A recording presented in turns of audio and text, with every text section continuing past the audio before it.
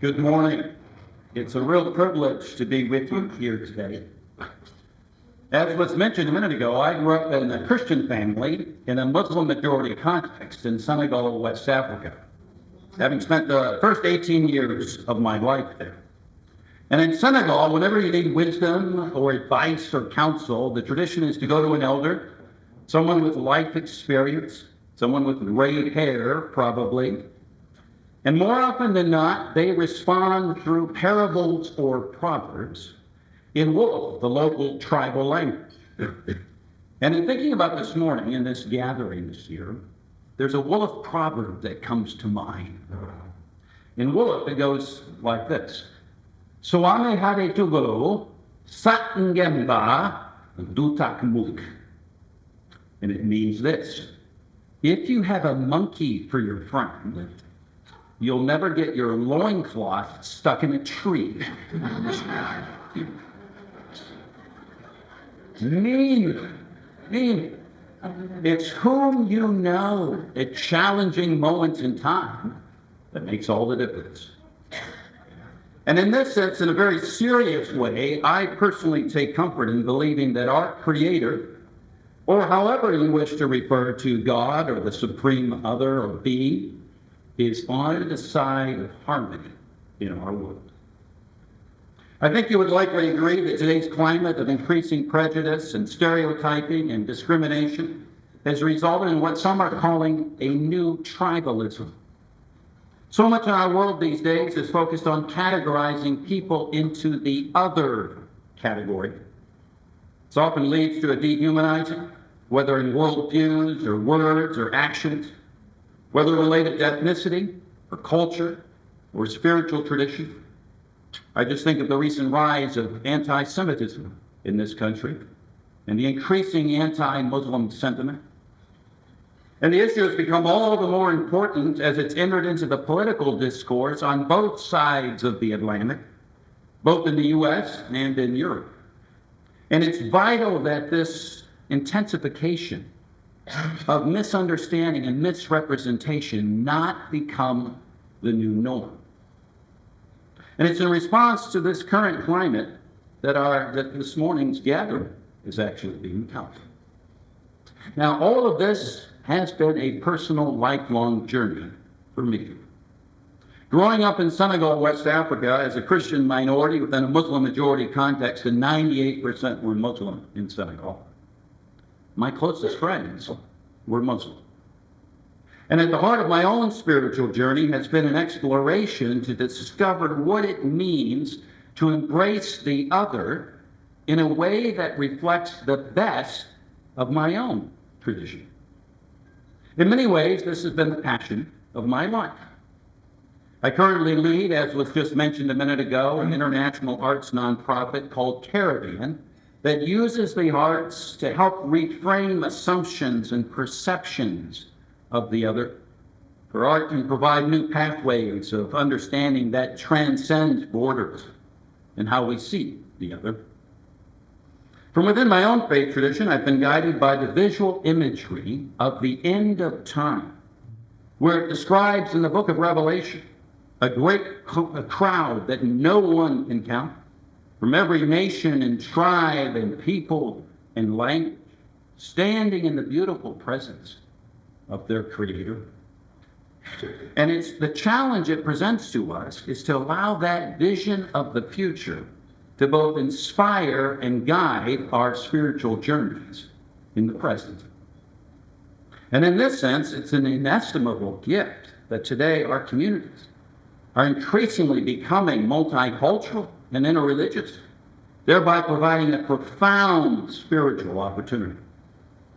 One of the last works painted by the noted Egyptian artist Yasser Rostom creatively illustrates the beauty of what I would call this divine diversity. Sadly, he passed away unexpectedly not long ago. And he was a master contemporary surrealist, often referred to as the Egyptian Salvador Dali. Rostom has titled this captivating painting, The Coming Supper. And he's playing off of the iconic artistic scenes of Jesus' Last Supper. And in the painting, Rostom, a Muslim, envisioned a future divine supper where instead of the traditional portrait of Jesus' disciples being around the table, there are those representing the world's diverse cultures and faith traditions. And by depicting such diversity at the table with divine arms surrounding them, Rostom is reminding us that all people are in this divine embrace, regardless of their background. And he envisions a future where we all sit around the table in relationship, loving and learning from each other. And it's an inspiring vision. I recently read that if the world were a small town of 1,000 people, it would include a population distribution of 591 Asians, 162 Africans, 90 Europeans, 70 North Americans, 51 South Americans, and 5 from the Oceania region. Religiously, it would work out to 320 Christians, 260 Muslims, 150 Hindus, 70 Buddhists, 2 Jewish, and 140 unaffiliated or animists. And just like that imaginary town of 1,000, in the midst of the increasing diversity of our world, we're being brought together at the local level as never before with those of other cultures and spiritual traditions.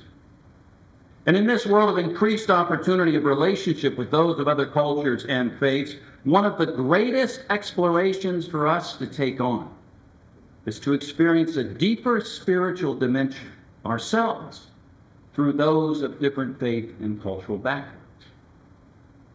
When I lived in the ancient city of Carthage in Tunisia in North Africa, I came to love Roman mosaics of early antiquity. They're truly fascinating. And I've come to see our world as this beautiful divine mosaic, with each little chip, each little piece being in the mosaic, being a different cultural or spiritual expression. And it's only when all the diverse pieces are in place that our own lives can be made most complete. For it's only in the continual learning from those different than ourselves that we can be made most full. And when all the pieces of the divine mosaic are in place, what an image it is, with the fullest and the brightest and the richest and the most striking of colors. And it's in the openness to our sisters and brothers from other spiritual traditions and in continually learning from them that our own spiritual journeys can be made most complete. No work of art can compare to that divine mosaic, because one could say actually it's the work of the divine artist.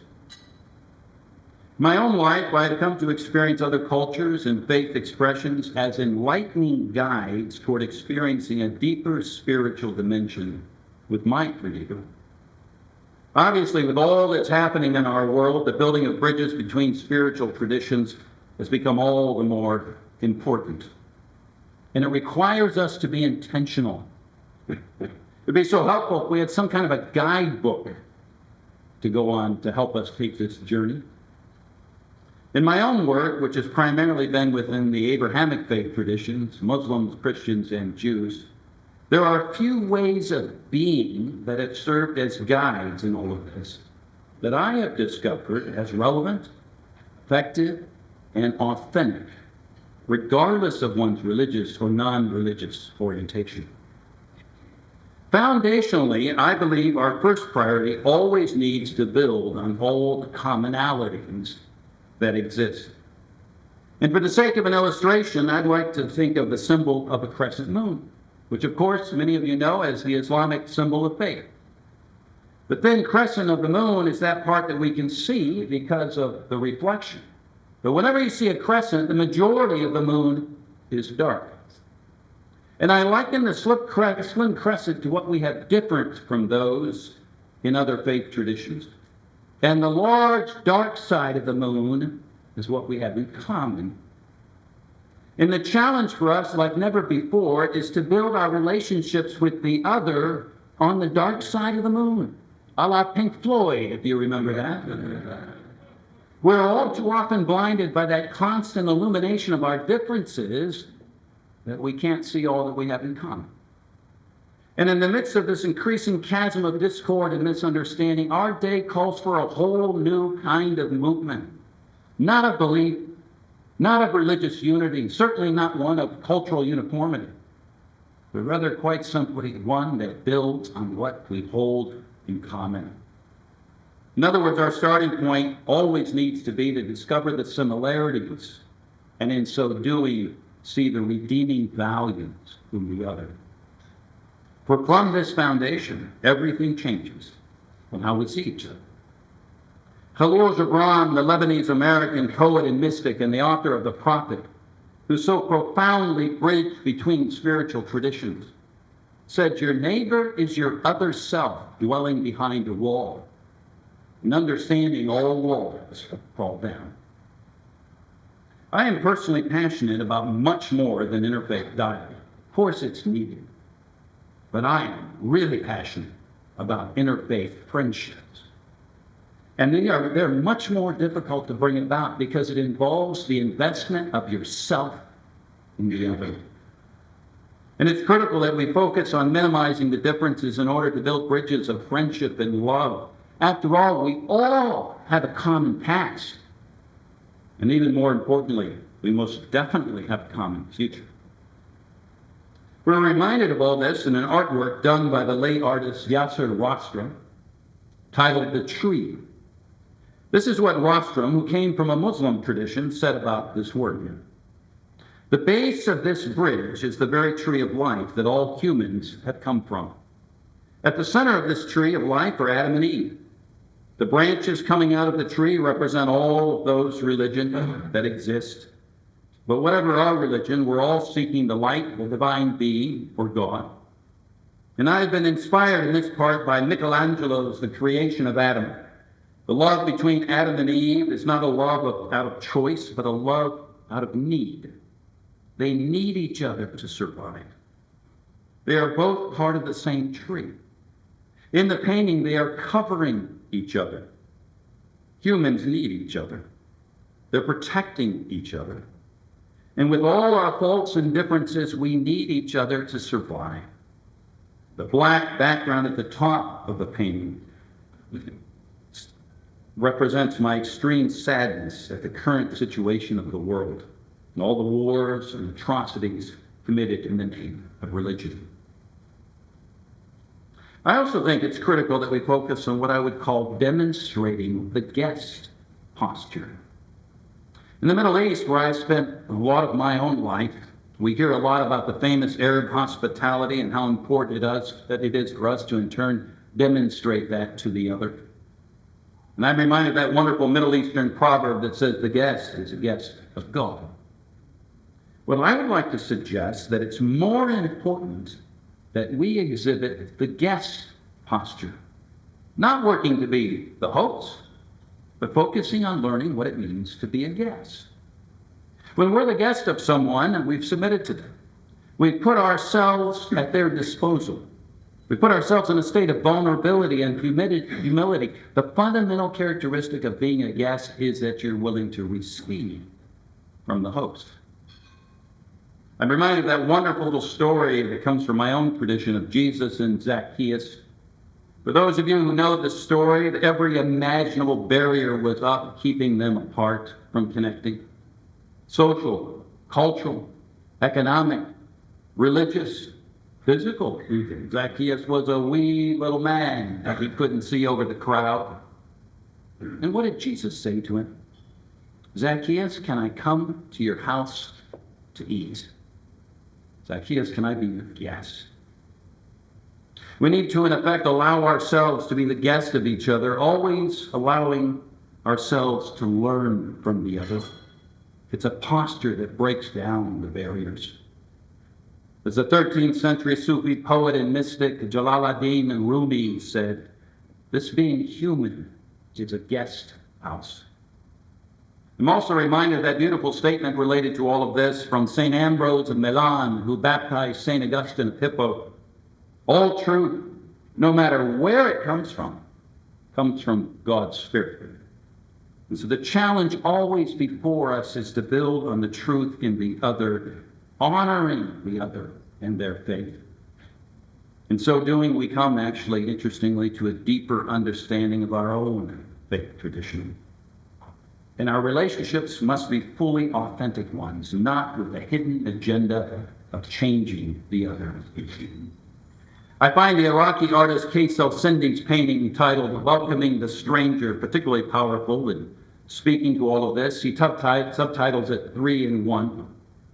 About it, Case, who comes from the ancient Chaldean Catholic Church in Iraq, says this: as human beings, we're all guests in the lives of others. On this canvas, I depict 3 people, each from a different faith, visiting an Arabian sheikh. The 3 small cups represent equally generous hospitality. And in this work, I focus on the 3 guests rather than on the host who is looking on, in an attempt to invite us to be the guest, not the host. And lastly, I believe we should see our primary identity as that of a pilgrim. The idea of pilgrimage is a predominant theme in most spiritual traditions. And of course, many of us are familiar with the importance of pilgrimage to our Muslim sisters and brothers, called the Hajj, to Mecca. And it's deeply moving to hear from those who have taken the pilgrimage how spiritually inspiring it is for them. And for a Muslim having made the pilgrimage, instead of viewing themselves as having accomplished the pilgrimage required, they see their pilgrimage to Mecca as the beginning of the most intense phase of pilgrimage to God. And when they return from pilgrimage, they have a title: El Hajj Ahmed, El Hajj Yusuf, Hajj Marwa, Pilgrim Mark, Pilgrim John, Pilgrim Susan. It's a beautiful concept. And I think it's critical that when we relate to each other, we see ourselves first and foremost as pilgrims, journeying in life and toward God, and not having arrived. Most religion teaches us that one arrives. Certainly the creedal emphasis of our faith puts a sense of finality around it, puts borders, of course, on beliefs. But instead, I think it's much more accurate to say we're all people of pilgrimage. For a pilgrim is someone on the move, always journeying, and therefore more open to asking others for directions and meeting new people. Even asking those from other faith traditions to help us on our journey of trying to live the life God desires for us to live. It's a certain attitude, spirit, of openness, of gentleness, of willingness to grow in our spiritual journey, regardless of what or where it comes from. There's a poem in the Jewish book of Psalms known as the Pilgrim Psalm, Psalm 84, that refers to making pilgrimage. Interestingly, Christians and Muslims love this psalm as well. Right in the middle of the psalm, it says, "Blessed are those who have set their hearts on pilgrimage." And I think the celebrated Jewish artist Shai Azoulay's painting on this theme addresses this very movingly in his naive artistic style. About his painting, which he titled Living as a Pilgrim, Shai says this: "I had Caspar David Friedrich's famous painting of the Romantic period, Wanderer Above the Sea of Fog, in mind while creating this work. And I positioned Abraham sitting high on a hill, looking out at the land through which he'll be journeying. So much seems to be like a mirage where there's promise. The vision is foggy, not everything is clear. And as a pilgrim, Abraham has to journey out in faith, forging ahead, knowing that he will meet others along the way." And I love the sense of complete vulnerability in this work. For there is no way one can make it through the desert alone. You are dependent on everyone you encounter. We are not necessarily called to take a journey to a foreign place, but rather we are called to take a journey in the geography of our hearts. In closing, a fascinating, inspiring illustration of all this comes from a popular Muslim Tunisian artist named Al-Seed. El-Seed writes, speaking about his work, "I'm bringing people together and building bridges between different cultures and peoples. And I hope to deliver a message of peace and hope in order to deconstruct misconceptions. And to illustrate this, Elsie painted a magnificent mural titled Perception in what is known as the garbage area of Cairo, Egypt, where I lived for 10 years. It's an area where most of the garbage collectors lived, and they are primarily Coptic Christian. And Perception is actually the staggering 50-building Arabic holographic optical illusion. It took him several months to complete. And as a Muslim artist, he had to work closely with the Coptic Christian garbage collectors because he's actually painting on their apartments. He has these wonderful stories of when he's halfway up, painting high up in the air, the people who are residents of that apartment deliver him tea. And so each floor he gets more and more tea. Then he's got a problem because there's no toilet to use at the time. But in this work, Elsie is actually writing in Islamic calligraphy the words of Saint Athanasius, the 4th century Egyptian Christian bishop. And it says, anyone who wants to see the sunlight clearly needs to wipe his eyes first. And Elsie interprets these words of Saint Athanasius for us today by saying, when we decide to judge people and shape an idea about them, we should first rid ourselves of the negative idea we have of them. I leave the last words to Kahlil Gibran, best known for his book, The Prophet. You are my brother and sister. I love you. I love you worshiping in your church, kneeling in your temple, and praying in your mosque. You and I are all children of one religion, for the very paths of religion are but the fingers of the loving hand of the Supreme Being, extended to all, offering completeness of spirit to all, anxious to receive all.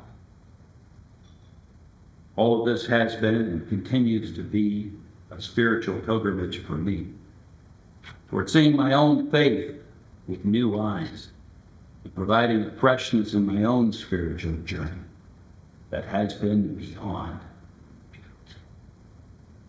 Thank you.